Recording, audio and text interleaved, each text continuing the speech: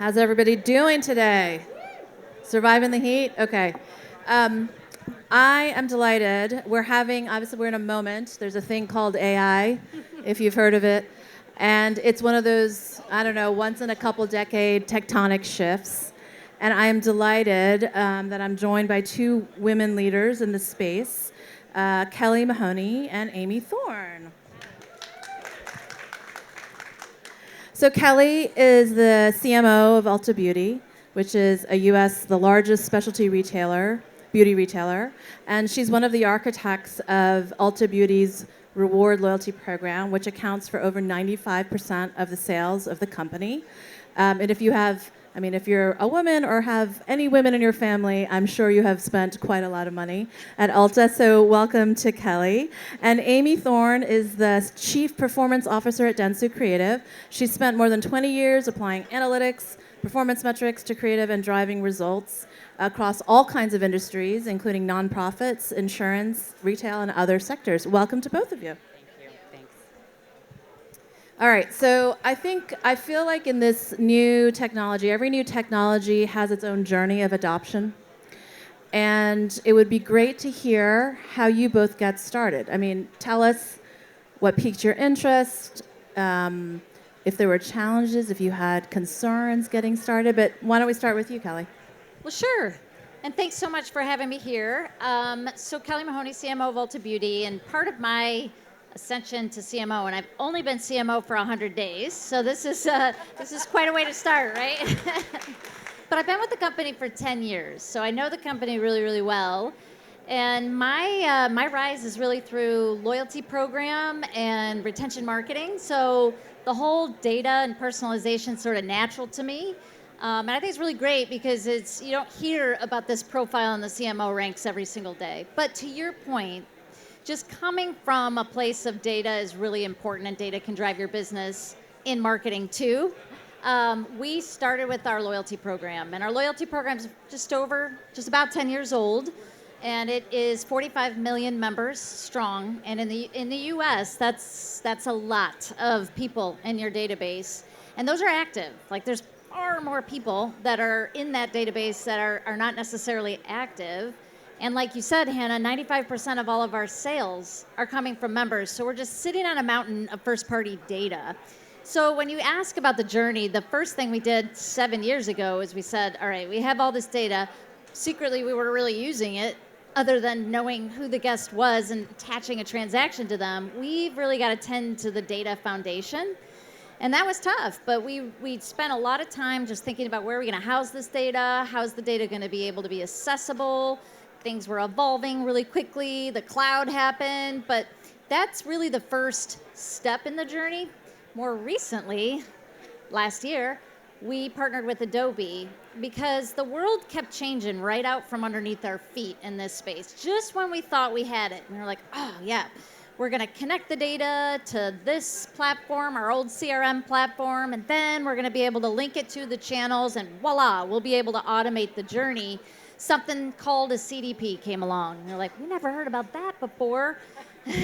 So we sort of said, we got to give this up to the people that know how to do this because we're just chasing our tails at this point. And we're very happy that and I know this isn't an advertisement, but we are sincerely happy that we partnered very closely with Adobe. And they have been helping us put that foundational spine in place, which I'm proud to say we're in place. And now we're starting to do those orchestrated journeys. And what was a vision has become a true reality. And I think the next step for us at Ulta Beauty is powering cycles through these automated pipes and starting to do that at scale.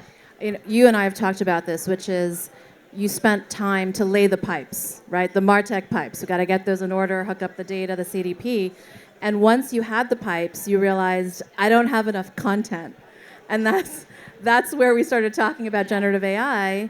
And you shared with me, like, also it really is important to you about commercial safety of the models, and that's part of why we're deepening the relationship around content and Firefly.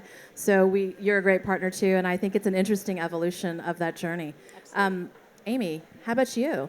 Yeah, I mean, listen, we've always been really focused on innovation as a network. You know, right out of Japan, we talked about Dentsu Labs, like, and how we've been on that journey to continually innovate to really drive client impact, right? And I think that for us, that really stems from that innovation stems from constant curiosity. And when you talk about laying the pipes and the foundation, the journey that we've been on to really start to connect the media supply chain with the content supply chain and to be able to have an enabling technology that helps us get there in a really meaningful way so that we can define like how we really can precisely get to a customer in a new way, right? You talk about loyalty, and it's such an important part of like that experience. How we story tell has really been a key factor. And we've really embraced, right, our relationship with Adobe. We've been long-standing partners, and I think that this is just now putting us, you said tectonic shift, and I would say absolutely, like we call it like seismic, but I think tectonic is actually a better way to describe it. Yeah, right? Interchangeably. And I think for us, I love the name that we've given this segment because it is truly giving us credence to play. Like, let's have fun, right? Like, let's have fun and let's all join together to link these experiences so that our customers are having fun, right? Every brand, I think, can embrace that. We certainly have. That's terrific. The next question, I want to give you each kind of a more specialized, personalized question. And Kelly, for your hallmark has been around loyalty, really using data to drive what I want versus what you want versus my daughter in the household. Talk about how you rethought the loyalty program, how you powered it with data, how you're thinking about AI in that context, and maybe share some results if you can. Sure. Yeah, so our loyalty program is, like I said, 10 years old. Just recently, 2 years ago, we rebranded it from Ultimate Rewards to Ulta Beauty Rewards. And really, that was just something we decided to do because we understood our guests weren't actually tracking with us. We were being too cute in calling it Ultimate Rewards. It was losing its connection to our brand, which is Ulta Beauty. And that was one thing. And then when it was searching for what is the name going to be, we simply just heard what our customers were calling it, and they were calling it Ulta Beauty Rewards. We're like, brilliant. That's what we'll do. So that's really the first step. And how do you create how do you give the customer enough value so that they're willing to want to have this relationship with you? And I think we probably do that better than anybody, including the airlines. I really do. I think if you sat there and you did the math, you'd realize like the transactional value that we're offering our guests is incredible, and there's no strings attached, like no blackout dates, come on in. And I can't tell you how many times I've heard people say, I had $50 worth of rewards. That's incredible. So I think that's just really, really important. But where we have to go from an evolution is building more of a emotional, more purposeful meaning behind being a rewards member. And that's, I keep calling it like, it needs its own CX philosophy. Everything we do at Ulta Beauty needs to be about, if we have 95% of our sales, like everything everything we do needs to be about a member exclusive experience. And so we're trying to build out what that looks like. And it's a variety of things, really. But the core of it is going to be greater personalization. Because in our industry, beauty is personal. We are a branded house of brands, many brands, 600 brands. So everybody wants another lipstick. We were just comparing lipsticks. Everybody wants another mascara. Everybody wants another eye palette because you just can't have enough. The trick is, how do you help customers find the one that they were looking for or the one they didn't even know they were looking for? And so I think the beauty business is going to win in this game is really knowing how to curate that personalized experience best for the customer. And we're doing a great job, I think, in email. We're doing a great job powering recommendations. We, in fact, have our own proprietary recommendations engine. We invested in that quite a while ago and have been fine-tuning that, because that's really important to us. looking forward to driving even more capabilities with this partnership.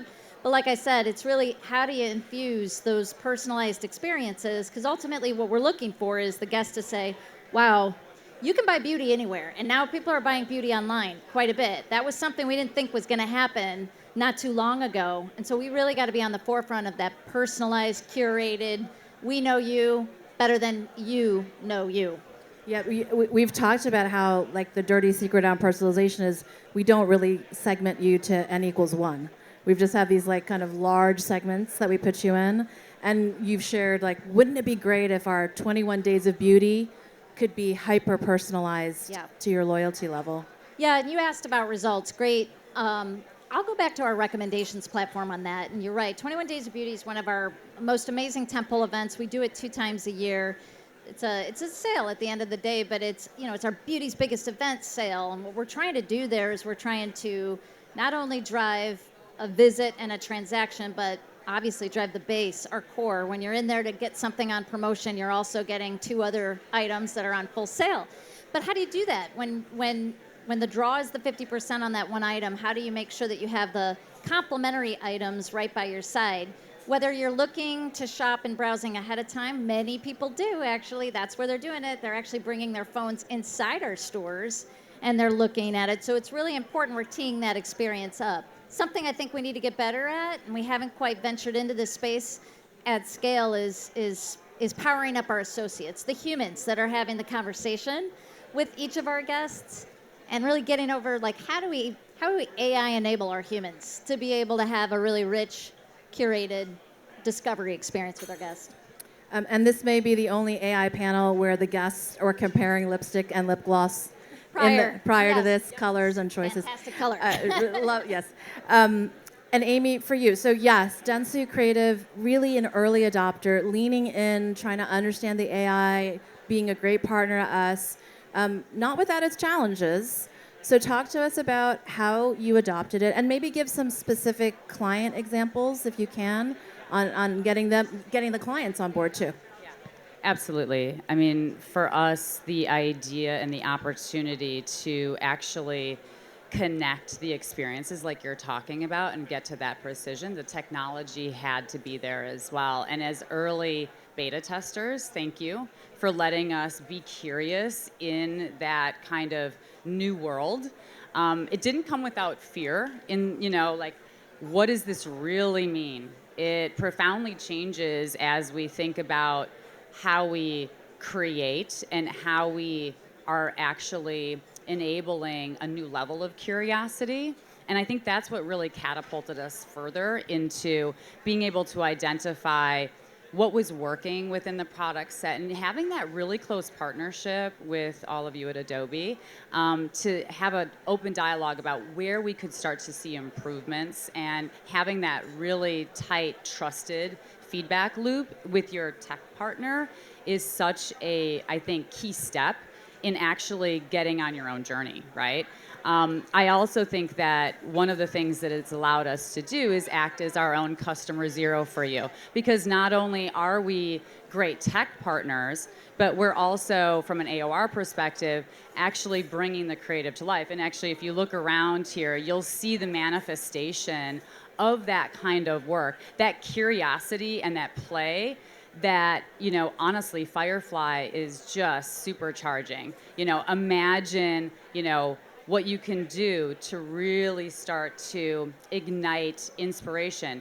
Intel's a really great example from a client perspective of where we've really gone from concept to production and really not necessarily just made it more efficient, but what we've done is we really enabled our teams to spend more time doing the things that we can start to probe and prod around. The strategy component of it. How are we actually sitting there and pushing ourselves, getting that additive brief in there that, you know what, let us get you another concept in there because we are that engaged and hungry to push the limits. And then Firefly is enabling us to output that at new levels.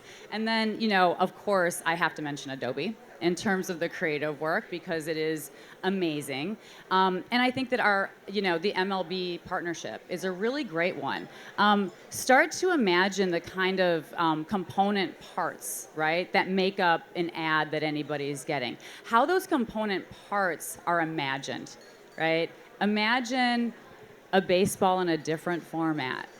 How does that start to look, in our videos and come to life? And I think that kind of work, from my perspective, has been very liberating for the teams. And I think, again, as we think about the experience itself, it's showing the power of the tool brought to life in a new way.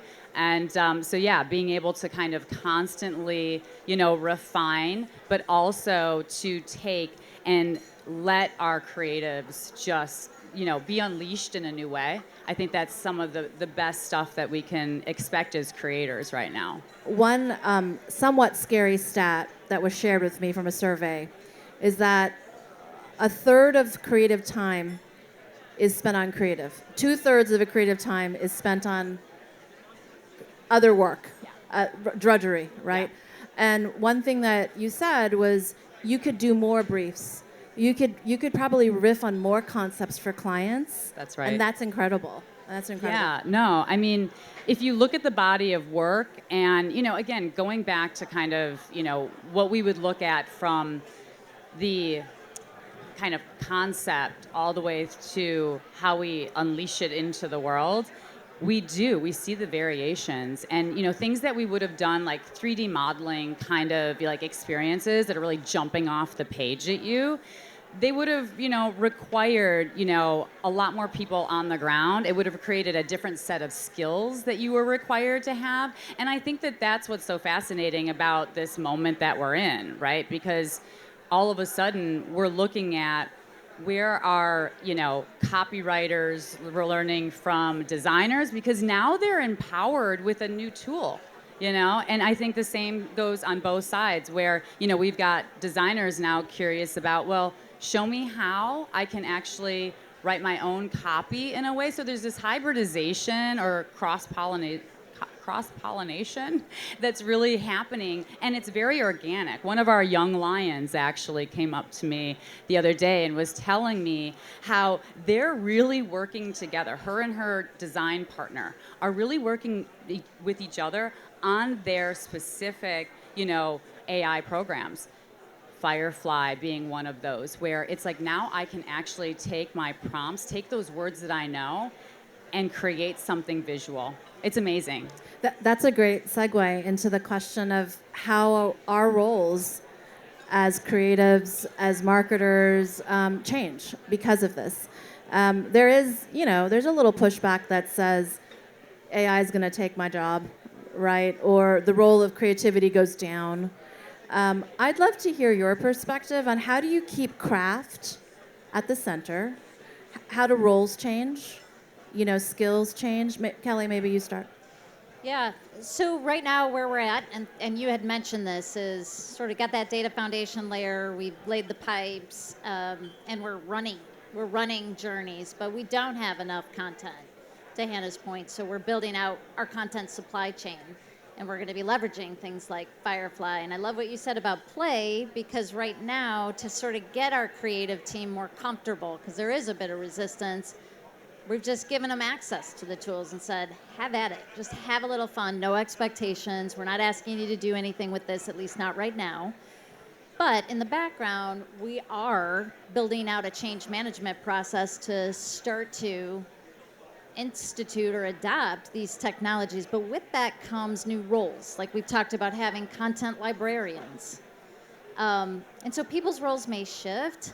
Yeah, people's roles may not need as many creative people, but these are people that know our business, love our business, and maybe they can spend more time thinking through what the problem statement is or what the opportunity statement is, rather than just a new template or remixing this or changing that graphic or taking another image but doing it a little bit differently. So I think we're in the early innings of setting up what the organization of the future looks like, and we are asking for help. So one of the things we did not too long ago is came to two things. Number one, I would say I really don't have many conversations with Adobe without the chief tech and transformation officer by my side. And because there's two things, it's going to require a constant drip of investment because things change, and it's never a, hey, this whole thing is done in 3 months. It's a constant. So get them on your side soon and make sure you set that expectation. But there is a constant value generation component to it too, especially if you're tracking it, which we are doing a really good job of tracking it. So getting them on your side, number one. Number two, setting yourselves up so your product teams, your IT teams, and your marketers are all situated together, and we call it the fusion team. There's 8 of them. It's like the Super 8 fusion team. But then when it comes to the content part of it, it's really going to be a journey that we're going to take, and we're asking Adobe to pay a little special attention so we can be the guinea pig. We can be that retailer. I mean, I would love to be here next year at Cannes. Let's maybe make it a mission. And I just think it would be great for beauty to be able to say beauty figured out beauty with the #1 loyalty program ever with 45 million members and 95% of all of our sales coming from data, to stand here today and be like, we figured it out. We figured out how to provide the guest more inspiration, faster, and better than anybody. That would be my dream. Well, and especially since beauty is so much about the human artistry and the human connection, I think smart, responsible AI in the process, that would be a wonderful thing to share. Why we need help, because that's so You got it. important. We You are the got it. welcome and the inclusive and approachable beauty brand. So we want to maintain that position, and this is one of those spaces where I want to dive into it, but I want to do it with people that know how to do it. So we take the appropriate risk mitigations. Well, and I think the what you just described, right? This idea of the craft of storytelling. Okay? I mean, I think for so long we were just put in a position where, you had to go so fast, so fast, so fast. We were talking about the retail media landscape earlier, right? And the idea that you have, kind of individual brands who now need to come together and intersect. We just didn't have the time to plan up for that, right? And now being able to get that time back is hugely inspiring, and I think it allows us kind of new levels of measurement and kind of creating new KPIs, if you would, along the way. But I think that when we talk about that craft of storytelling and how it applies to AI and how people have to your point, right, think about how they're using these new tools, we're always going to have folks that are running toward the light. Right? We're just running toward it. I want to know more. Give it to me. I need to know, under the hood. I want to be, kind of first out there to understand everything about it. You're also going to have those who go the opposite way. They're going to run the other way. And then you're going to have a lot of wait and sees, right? And I think as we start to reveal the power more profoundly, I think that what we're going to find is, those on the edge are going to be like, yes, sign me up. And you know what? At the end of the day, we are going to have people whose roles absolutely do change. And I think that's exciting, because I think that as we're looking at that opportunity to be profoundly strategic and also be from a creative perspective as well as a business perspective, it allows us kind of that duality for our teams to actually be able to bring, more oomph from that strategic, creative level. And that's really exciting for us as well.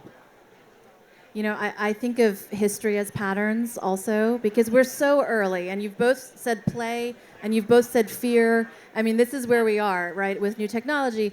Well, I'll name drop Photoshop for a second, because why wouldn't I? When we launched that in the 90s, there was a lot of pushback, and artists called us and said, you're destroying craft. And the way we approached it is we found really thought-leading artists like David Hockney, who came in and did a jam with Photoshop, and he legitimized globally digital art. And I think we're seeing the same thing, right? We've got to lean in. Some people have to be brave. You guys are part of the brave team, and figure out how to get it done and how to uplift the craft. For everybody here who may be on the journey already, early, mid, what would you recommend after the rosés stopped and we've detoxed? What do we do Monday morning to push us on this journey? Start. Well, first of all, I think you need to have a really strong data foundation because without it, all of this is for naught. So really start there. Secondly, I think you do need help, honestly. Like if I'm in beauty retail and I need to be thinking about the beauty consumer, not thinking about the right technology or even understanding that a CDP of the future just arrived. Like get the right partner set to surround you. And then I think thirdly, be willing to change the way in which you operate. So there's a whole operating model componentry here that is not to be underestimated. Know it. Know that you're walking into a totally different way of operating, which is this fusion team concept of product, IT, and marketing next, all located within each other. Get your CFO, your chief technology, your chief transformation officer by your side, especially if you're the chief marketing officer. Take them in as a partner, take them in early. Measure the heck out of everything. Measure it because this is not inexpensive. This is a journey we've been on for like 7 or 10 years. You don't even want to count up the money we've spent on it, but we certainly want to count the money we're building on it. And you'll find that the benefits outweigh the cost for sure, or it's the cost of entry. I think that's the other thing that sort of worries me, especially in an emotional category like ours. No, and I think that I agree, and thank you, like preach. That's awesome. I think that for us, is we're kind of in this from an agency perspective and being able to kind of see the dynamics of both the experience side of it, the media side of it, and the creative side. That understanding like that kinetic measurement is really important. Kind of how that is changing how we talk about what we need to achieve together, and what you said about the operational side and not like pushing that to a side or thinking it's going to be like, I got the technology, I'm good to go. That's just not the truth. There's so much from an operational perspective that you need to be also willing to have the conversations. It's kind of conversations that we've been having, right? Because of where we've been as kind of early adopters here.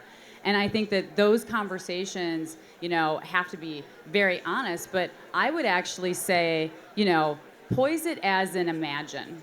Imagine if you had more time to really, really bake that strategy. What if you had more time to be breaking out in terms of, this creative concept didn't work and I had to throw it in the garbage and start all over and I still had a deadline. Imagine that for your teams. And I think that you'll start to get those folks being like, okay, show us what we now need to do. And have a partner who's done it, and there's not a lot. There's not a lot out there that have really done it in so many different dimensions. And I think that that's an important part of it. Adobe being such a leader here, and an amazing partner, I think that we learn so much from each other that we can then help our clients. I appreciate that, and I like that we've ended on ROI and value. Our CFOs would be very proud of us. And that's part of why I think we've called this playground to production. There's only so much money for experimentation.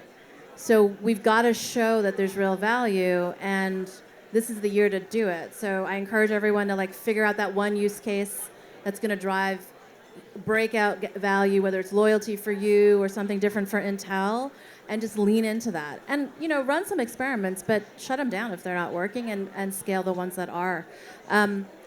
We're out of time, so as always, but thank you for the lovely conversation. Of course, because it's Cannes and it's creativity, I have to close with something about creativity. So what's an artist, a song, an album that's on your playlist right now that you're rocking to? Well, I've always been a fan of Sia. I think that she kind of epitomizes the creative first.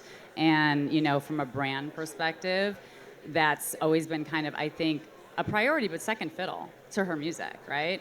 I mean, killer. So Unstoppable is on my repeat. Are you going to say the same thing? No. No. But honestly, I was thinking about that as a great backdrop to an ad for Oh, Ulta Beauty. I yes. have thought about Yes, it. Yes, I love that. I love that. No. Yeah, right. Well, I would be remiss if I didn't say Beyonce's new album, The Cowboy, and the Cowboy Carter Tour. Anybody see it? Anybody see it? There you go.